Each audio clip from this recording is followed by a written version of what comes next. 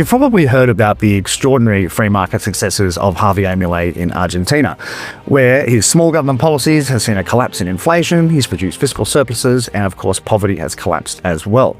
Well, I recently had the good fortune to be there for 2 weeks where I interviewed a range of fascinating people, including the head of their Nuclear Energy Commission, and his name is Dr. Germán Guido Lavage.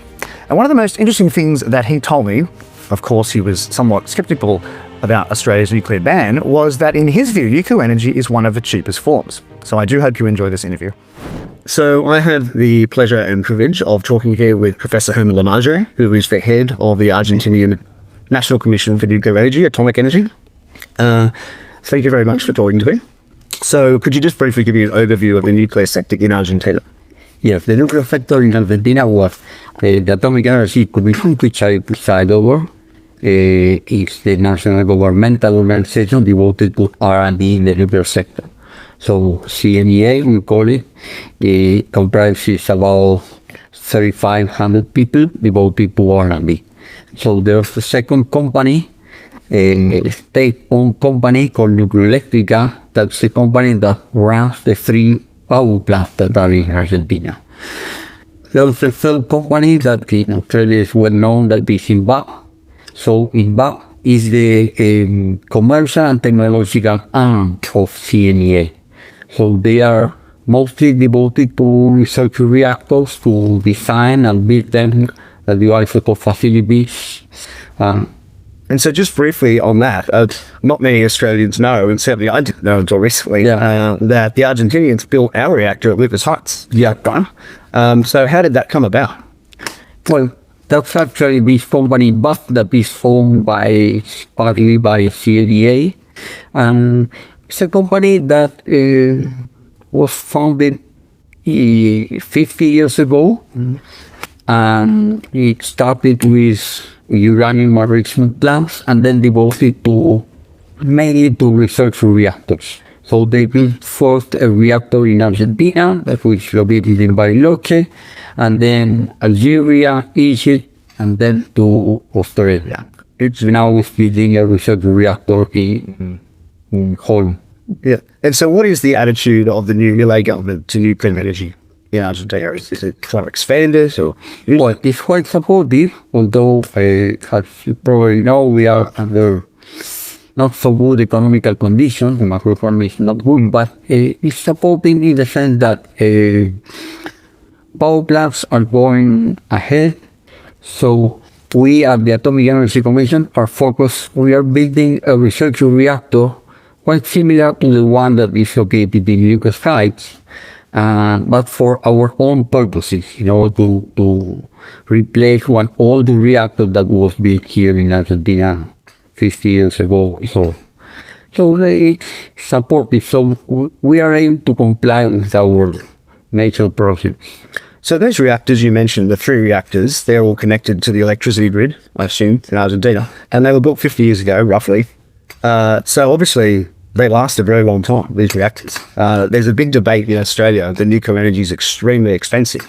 And, sure, it does cost a lot to build these reactors, but if they last a very long time, is that argument necessarily correct, that nuclear energy is extremely expensive? No, it's not extremely expensive, because you have to take into account other things.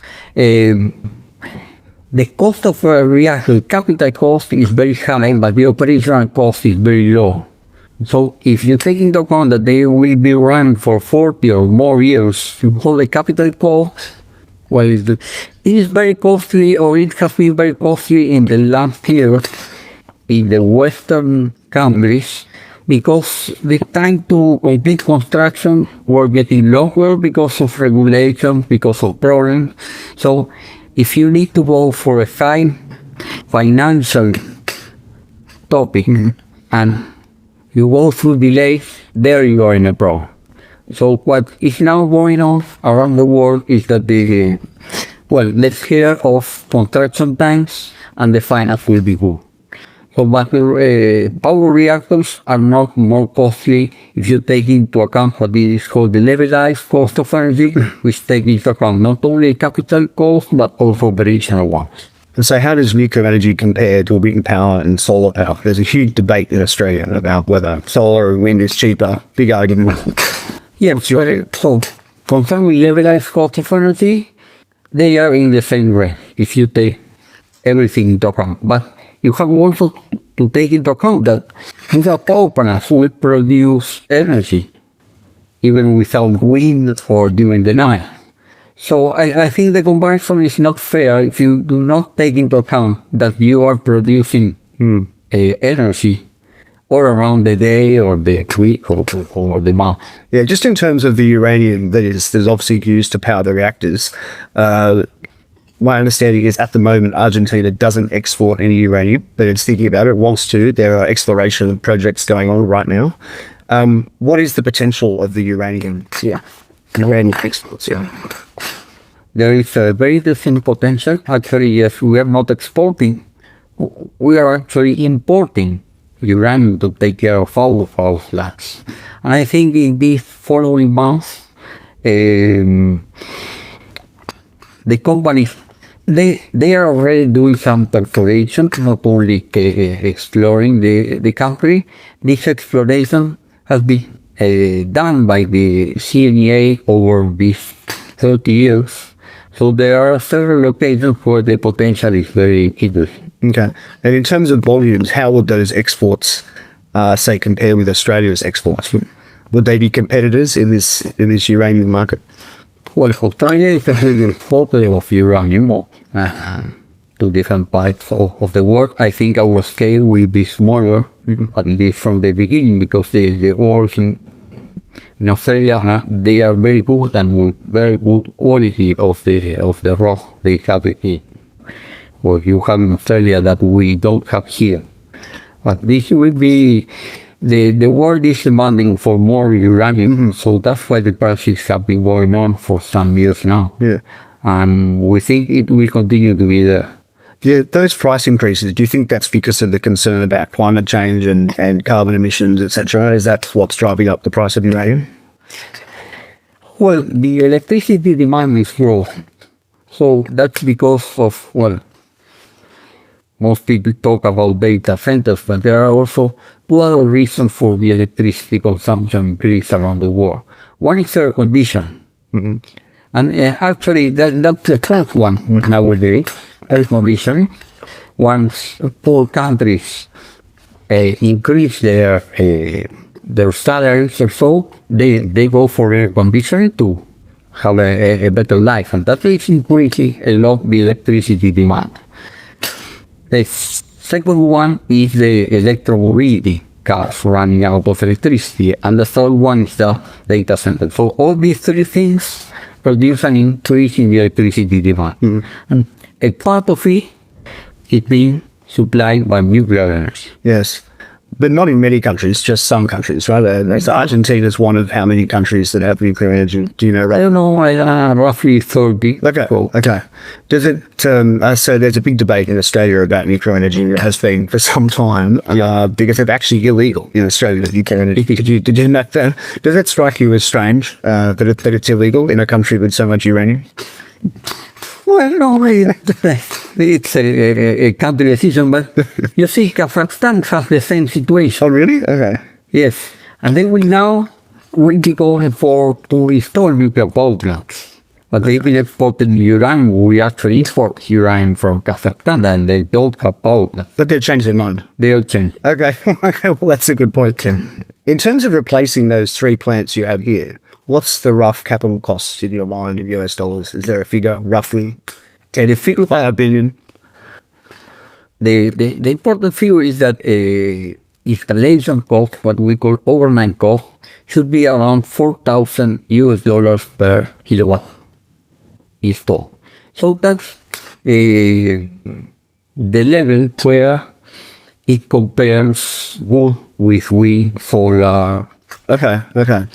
And when does the replacement of those begin? Has it already happened? No, what we are doing here concerning our power plants, we are doing the refurbishment of the oldest. Okay. Because the refurbishment and life extension of plants, that's a very, very good business. So you can see now in the United States that they are restarting plants that have been stopped for some years now. Because that's a good business because the investment is lower and you extend the life of the plant. Our teacher one power plant will be extended for 20 years more. Another 20. So it'll be 70 years, basically. Yeah, Yes, it's been because you count years of being at full power. So Yes. it's not Yes. count calendar years. That is 30 plus 20. Okay. I think like Yeah. 50 years of full power, let's say. Yeah. So that energy is going to work out very cheap overall. That's very I mean, cheap. over 50 years. For a power plant of 300 megawatts at the Atucha 1, that will account for about $1 or $1,500 Yes. million for a new power plant. Yes. And the refurbishment costs just 1/3 of that. Okay. So that's a good business. Yes. And And we are also thinking in adding new power plants, but that's the second phase. yeah, so the new plants, does Argentina have the capacity to build them itself, or you've got to get American companies, European companies, or you can do the whole thing here? We are trying to do the whole thing here, although we haven't done that in the past, because we have the ability to construct research reactors as the Lucas Cannon Yes, one, yeah. but not power plants. Okay. And there are some important differences between them, particularly in power plants you have a high temperatures and pressure, which you don't have at the research reactor. So we know the physics, the core design. We need to know more about power, temperature, balance of plant, this kind of things. Yeah. We are trying to do that by our Yeah. And also my understanding is that small modular reactors are gaining prominence, and there are businesses here that are pursuing them. What's your view on these? Are they, the next 5-10 years, is it going to be a reality? Yes, but I am not sure that about the competition between small modular reactors and large reactors, because in countries like France or United States, why will they go for a small reactor if they can consume all the electricity produced by large one? Yes. So perhaps for small countries with smaller grids, okay, the investment is not so high, but small reactors have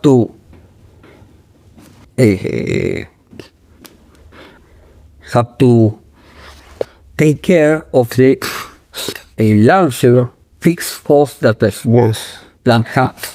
Yes. So that's the problem. So what SMR say is that, okay, we build the reactors more rapidly, and this will take care with more landing, and that will take care for the loss of scale. Yes. Has to be proven yet. Of course, there's a market for them in countries that cannot put a large reactor because of the size of the grid or because of the investment. So there's a market there for that. But there's also an important market for large reactors. It has been announced last week that Westinghouse will be 10 reactors in the United States, and they are selling reactors in Poland, in Romania. Yes. And the more you build, the cheaper each one gets, right? Is that right? Because I think the Chinese are building them for... China are building them on time and on budget.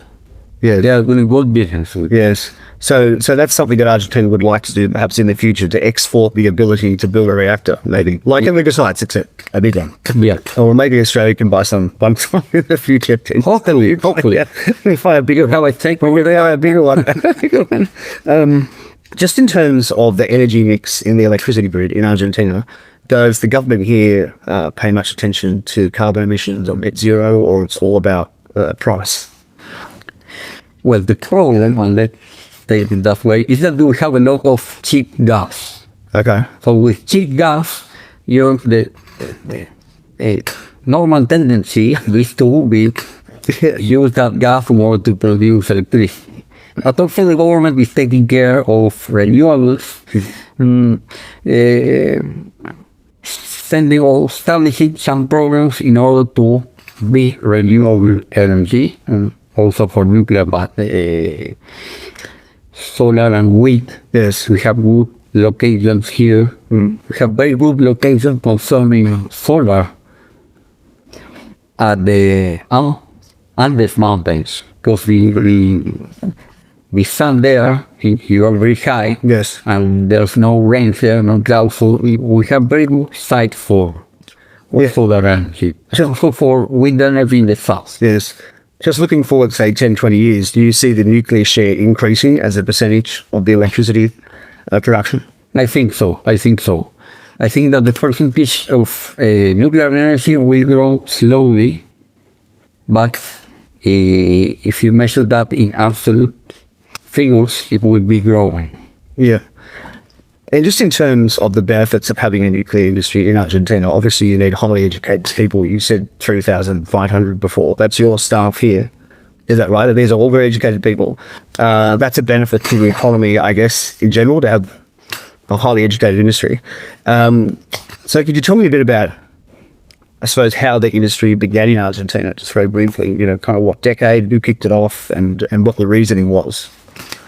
The kickoff of the nuclear energy. Yes, in Argentina. Well, it was kicked off after the Second World War, when it was strategic to manage the nuclear, let's say, issue, nuclear technology.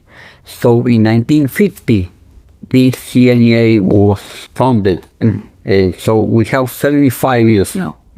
So after some decades of research in the early 70s, we went for our first nuclear power plants. We opened to Germany and then to Canada, that they were the ones offering that. And in all that time, the commission devoted to isotopes, to operate and manage the power plants, to acquire the technology. That's the short history. And what also happened is that, well, the 80s and particularly the 90s, after the Chernobyl accident, people started to think about the nuclear industry not so strategically, but more economically. From an economic point of view, okay, we found a lot of gas here in Argentina at that time, so the people said, okay, why nuclear? We have risk, we have gas, and so we went through let's say, a nuclear winter. Yes, for a couple of decades. And we devoted to run the operating power plants and to develop a business concerning research reactors, radioisotope, nuclear medicine. And that was built in the 90s. Yes, that's, so now again people are thinking that from an economic point of view, but also the nuclear electricity, from the stability it can provide to these renewables that cannot provide this stable and continuous power. So I think that's why the phase we are living nowadays. Yeah. And so within South America, is Argentina's industry the most sophisticated, the most advanced in the nuclear sector? It is. And we